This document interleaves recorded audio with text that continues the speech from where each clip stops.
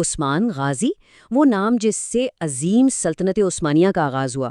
ان کی شخصیت تاریخ میں ایسی ہے کہ لگتا ہے کوئی کہانی ہو، لیکن ان کی ذاتی زندگی، ان کے خاندان کے بارے میں ہم کتنا جانتے ہیں؟ چلیے آج اسی پر سے پردہ اٹھاتے ہیں۔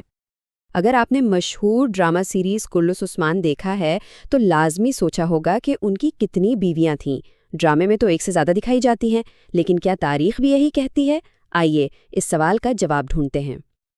تو چلیے اس سفر میں ہم اس عظیم شخصیت کے پیچھے جو انسان ہے اس کی کہانی کو جاننے کی کوشش کرتے ہیں۔ اور ہاں، ہم یہاں صرف مستند تاریخی مواد پر ہی بات کریں گے، سنی سنائی باتوں پر نہیں۔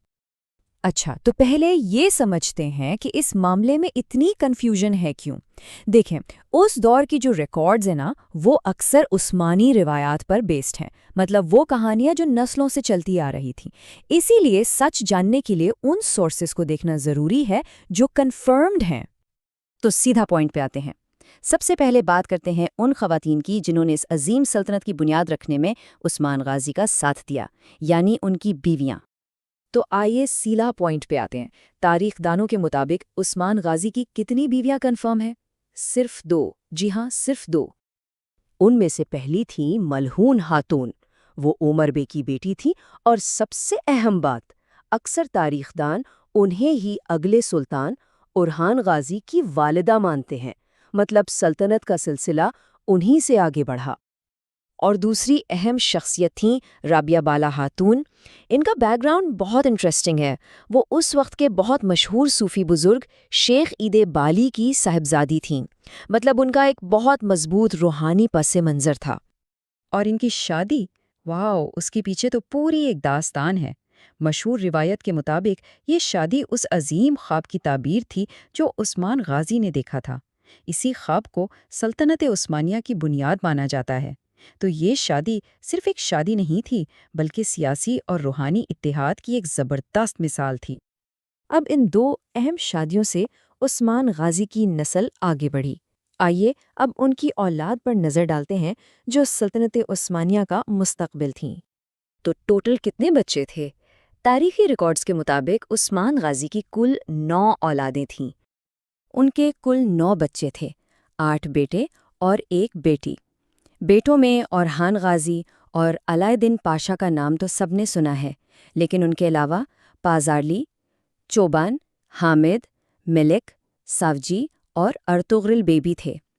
اور ان کی ایک لاڈلی بیٹی بھی تھیں جن کا نام تھا فاطمہ خاتون۔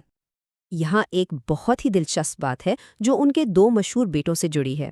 اورحان غازی تو ان کے جانشین بنے اور دوسرے سلطان کہلائے، لیکن کچھ روایات کہتی ہیں کہ علاءالدین پاشا، جو شاید عمر میں بڑے تھے، انہوں نے تخت کے بجائے ریاست کی خدمت کو چنا اور وزیر اعظم بن گئے۔ سوچو، یہ قربانی اور خدمت کی کیا انوکھی مثال ہے۔ تو چلیے واپس اپنے مین سوال پہ آتے ہیں۔ ڈرامے کی کہانی اور تاریخی حقیقت میں آخر فرق ہے کیا؟ چلیے اسے بالکل صاف صاف دیکھتے ہیں۔ یہ دیکھیں، یہاں سب کچھ کلیئر ہو جاتا ہے۔ ایک طرف ہے مشہور ڈرامہ اور روایت جو اشارہ دیتے ہیں کہ شاید ان کی اور بھی بیویاں تھیں، اور دوسری طرف ہے مستند تاریخی دستاویزات جو صاف طور پر صرف 2 بیویوں کی تصدیق کرتے ہیں، ملہون خاتون اور رابعہ بالا خاتون۔ تو باٹم لائن کیا ہے؟ اصل تاریخی سچ یہ ہے کہ جتنے بھی اوتھینٹک سورسز ہیں وہ صرف ملہون خاتون اور بالا خاتون کے وجود کی ہی تصدیق کرتے ہیں۔ ان کے علاوہ کسی اور بیوی کا ذکر تاریخ کی مستند کتابوں میں نہیں ملتا۔ لیکن اب سوال یہ اٹھتا ہے کہ اس سے فرق کیا پڑتا ہے؟